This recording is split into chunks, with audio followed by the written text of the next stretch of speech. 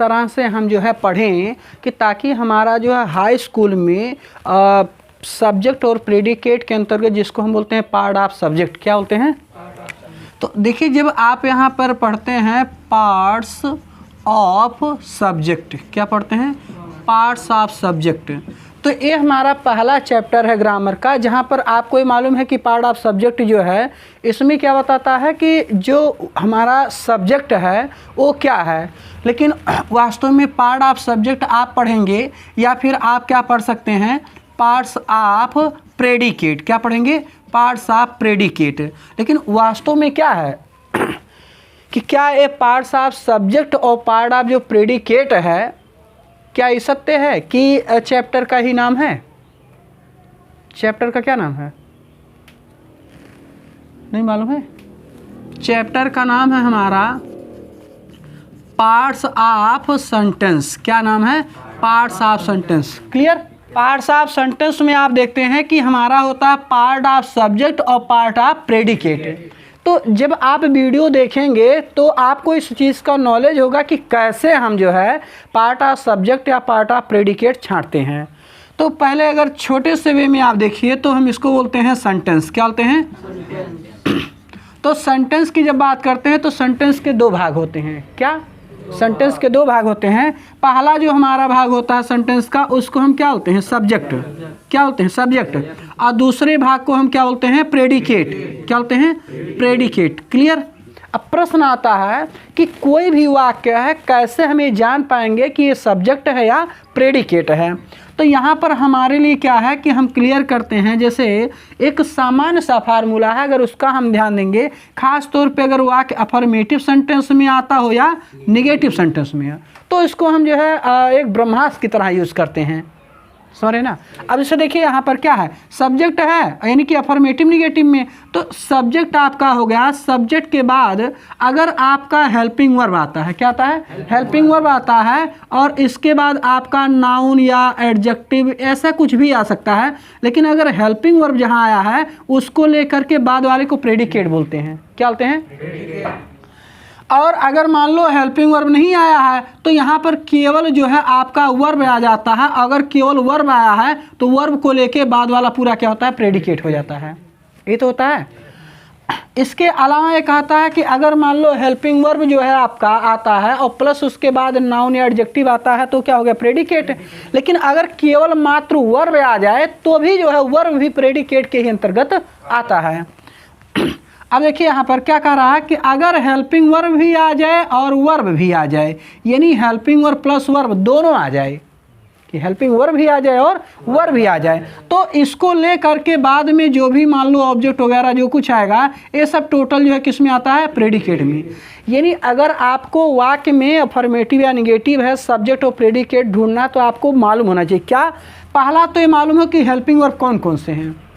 पहला तो क्या मालूम? Helping verb. जब बात हेल्पिंग वर्ब की होती है तो आपको इसमें 24 जो हमारे हेल्पिंग वर्ब होते हैं इसका नॉलेज होना चाहिए। जो 24 HB हैं उनका नॉलेज होना चाहिए। अब देखिए 24 हेल्पिंग वर्ब का मतलब हो गया कि आपको मालूम है कि यहाँ इज होता है, आर हो गया, एम हो गया, वॉस हो गया, और क्या? वर हो गया, क्या हो जाएगा? WERE were, right.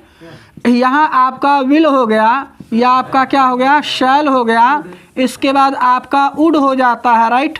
और क्या हो जाता है? शुड हो जाता है। आपका यहाँ पर जैसे मे हो गया और माइट हो गया, और क्या हो गया? आर्ट टू, क्या हो गया? आर्ट टू हो गया, और क्या? नीड हो गया, डेयर हो गया, और क्या हो गया? मस्ट हो गया, और क्या हो गया? यूज्ड टू हो गया। इसके अलावा हैज हो गया, हैड हो गया, और हैव हो गया, राइट। और इसके अलावा आपको मालूम है कि डू है, डज है, और क्या है? डिड है। तो दोस्तों अगर आप चाहते हो कि कम टाइम में ज़्यादा हम सीख पाएँ तो ये पहली जिम्मेदारी आपकी बनती है कि जब यहाँ कहा गया कि सब, यानी कि जहाँ हेल्पिंग वर्ब होगा उसको लेके प्रेडिकेट होती थी, कि सब्जेक्ट जहाँ होगा उसके बाद अगर हेल्पिंग वर्ब आता है तो इसको लेके प्रेडिकेट। ये तो हुआ। जहाँ सब्जेक्ट है उसके बाद अगर हेल्पिंग वर्ब जहाँ लिखा होगा उसको लेके बाद वाला पूरा प्रेडिकेट हो जाएगा, जो भी इसमें आएगा आपका। लेकिन जहाँ पर आपका वर्ब होगा तो वर्ब को लेके प्रेडिकेट हो जाएगा। ऐसा भी हो सकता है जहाँ हेल्पिंग वर्ब प्लस वर्ब हो तो इसको भी लेके पूरा क्या प्रेडिकेट। ये तो हुआ, यानी आपको याद होना चाहिए हेल्पिंग वर्ब कौन से हैं। दूसरा फैक्ट ये है कि क्या आपको मालूम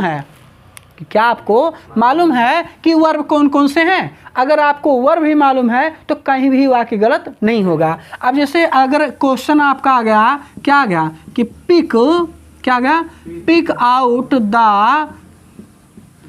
पार्ट्स ऑफ सेंटेंस। पहले हम किसकी बात करेंगे, सेंटेंस। ये हमारा पहला लेवल यानी फर्स्ट लेवल है। आई बात समझ में। फर्स्ट लेवल में क्या है कि यहाँ कह रहा कि पिक आउट माने छांटो, द पार्ट्स ऑफ सेंटेंस माने क्या, सेंटेंस का भाग। तो अब जब यहाँ पर सेंटेंस के भाग आपको छानना है, जैसे यहाँ पर लिखा है कि राम इज ए बॉय, क्या लिखा, राम इज अ बॉय, ये तो लिखा है। अब यहाँ आप देख रहे हैं राम जो है हमारा ये क्या है, सब्जेक्ट है। ये कैसे पता लगा, हमें मालूम हो गया कि इज जो है हमारा ये हेल्पिंग वर्ब है, और जहाँ हेल्पिंग वर्ब होता है उसको लेके बाद वाला प्रेडिकेट होता है। तो यहाँ पर ये हमारा प्रेडिकेट हो गया। अब चूंकि जब जहाँ हेल्पिंग वर्ब होता है उसको लेके प्रेडिकेट, तो इसके पहले वाला ऑलरेडी क्या हो गया, मान लो लिखा है कि आई ईट, क्या लिखा है, आई ईट फूड, राइट। अब यहाँ देखो क्या है, यहाँ क्या 24 हेल्पिंग वर्बों में से कोई एक है, उत्तर है नहीं है। तो इसका मतलब यहाँ ईट माने खाना, ये सबको मालूम है वर्ब है। तो जहाँ वर्ब होगा वर्ब से लेके बाद वाला पूरा क्या हो गया, प्रेडिकेट, यानी ये हमारा सब्जेक्ट हो गया। और ये ईट फूड जो था ये क्या हो गया, यहाँ से लेके यहाँ तक ये प्रेडिकेट हो गया। तो इस तरह से आपने पहले स्टेप में दोस्तों देखा कि कितना आसान है हमारे लिए कि सब्जेक्ट और प्रेडिकेट छांट पाना।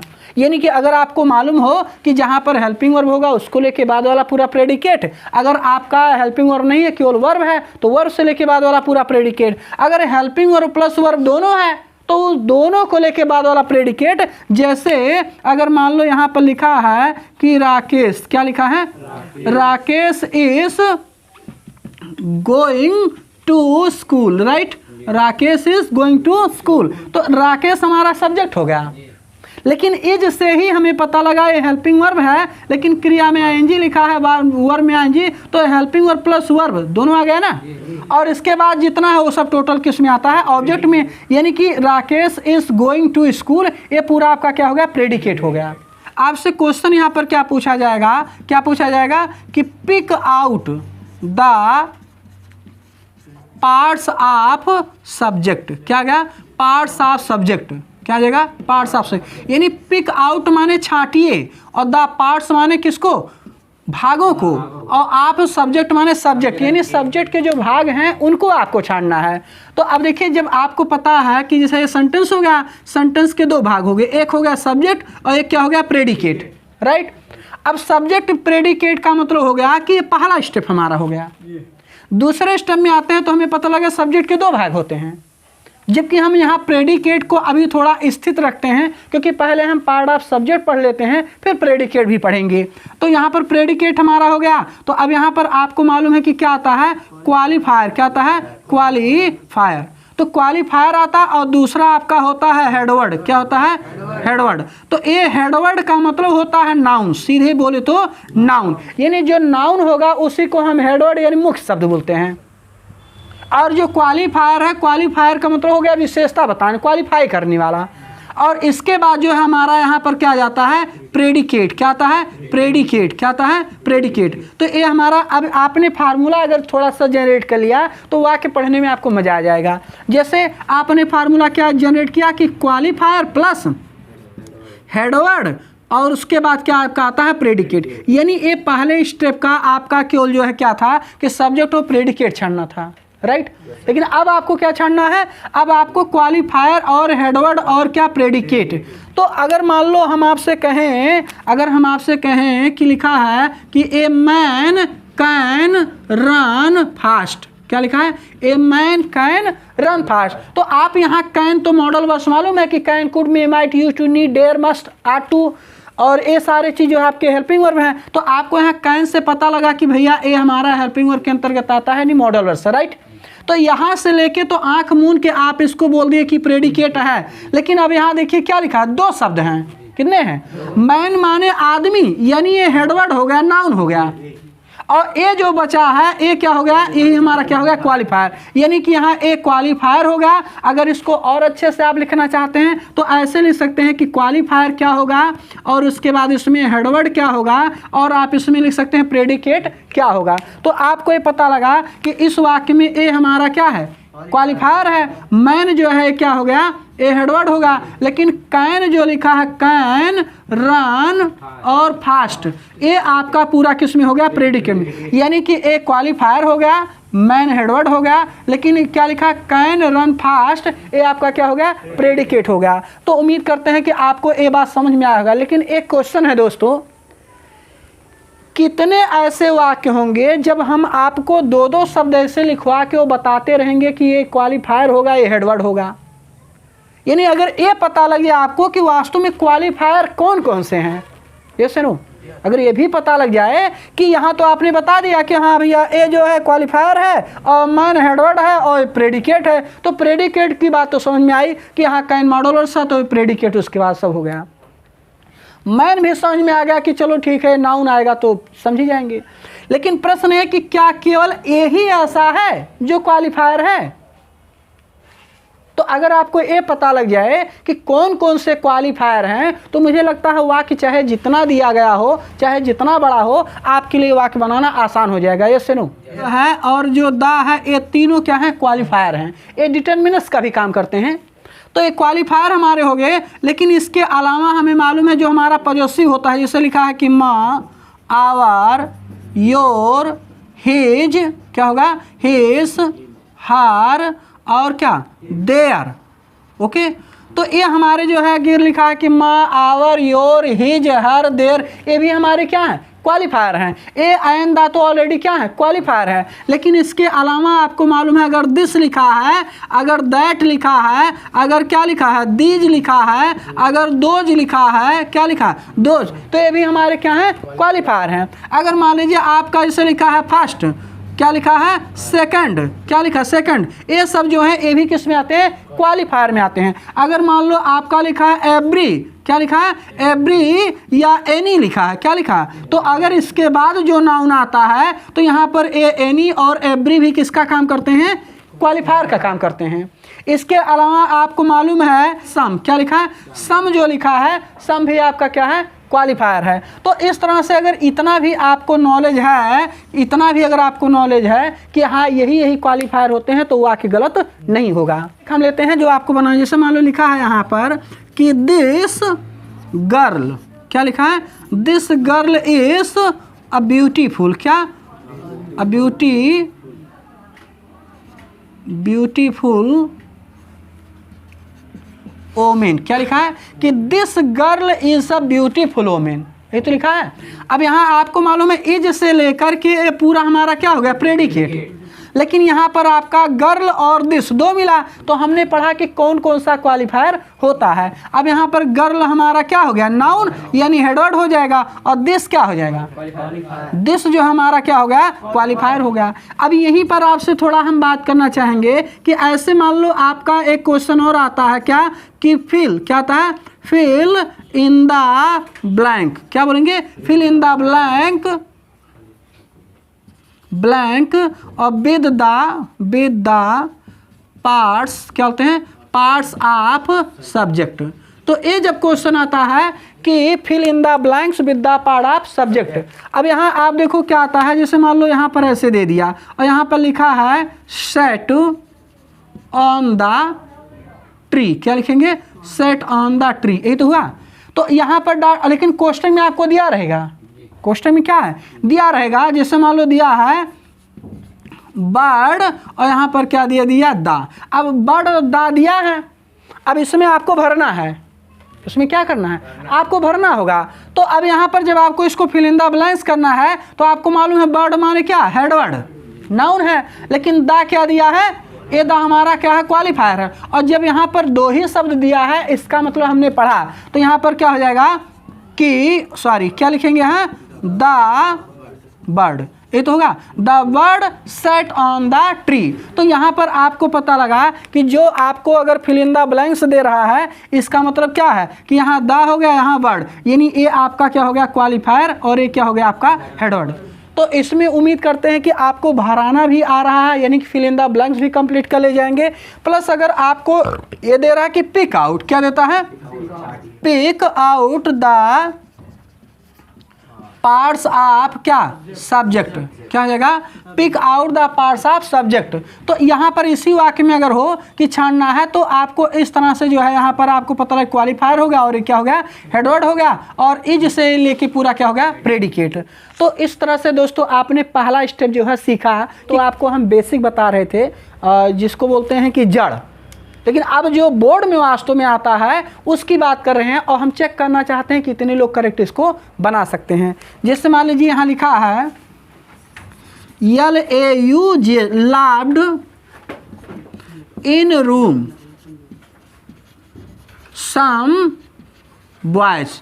तो ये लिखा है कि लाव्ड इन रूम सम बॉयज, तो इसको आपको क्या करना है, करेक्ट बनाना है।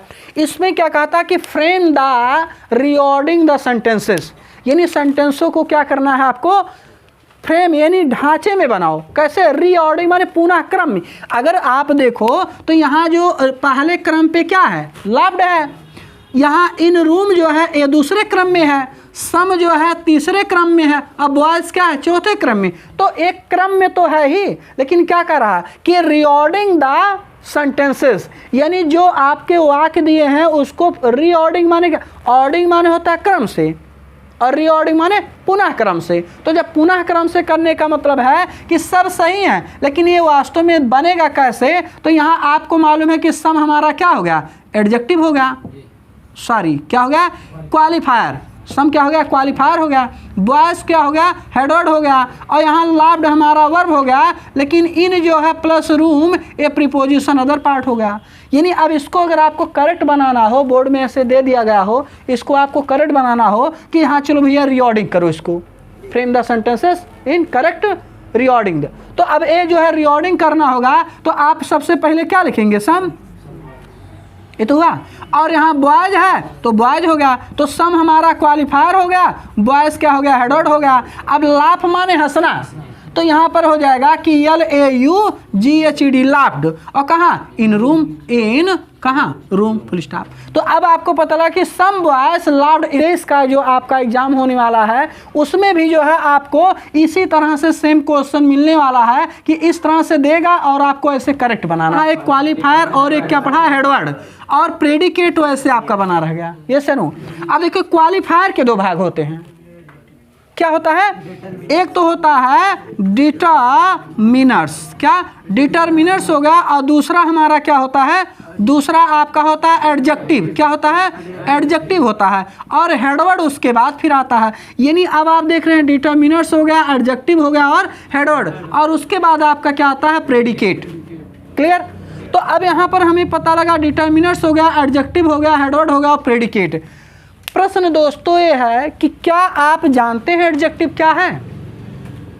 एडजेक्टिव का मतलब हो गया कि जो नाउन की क्या करे विशेषता बताए।